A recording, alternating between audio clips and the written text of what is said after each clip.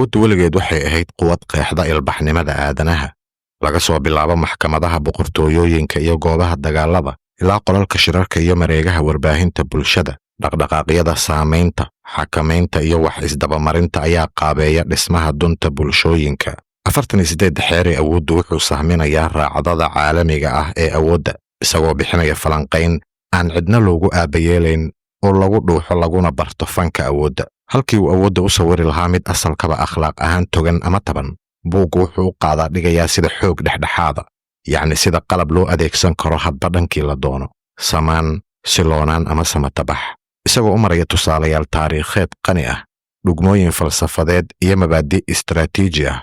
buuggu wuxuu daaha ka rogayaa taatikooyinka aan duugoobin ee ay adeegsadeen shakhsiyaadka taariikhda ugu saamaynta badan, hogaamiyayaal, aragti curiyayaal, kacdoon wadayaal iyo xataa been hawaasiyo. buukoobkan wuxuu lafagurayaa xeeladaha ugu muhiimsan ee buugga lagu qaadaa dhigay, isagoo soo bandhigaya sida barashada isbedelada mucaqadka ah ee awooddu u horseedi karto guul, isdifaac iyo raadayn bulsho. sidoo kale wuxuu iftiiminayaa khatarta indhowgaradnimada, iyadoo la joogo caalam ay ajandayaal qarsooni natiijooyinka go'aamiyaan.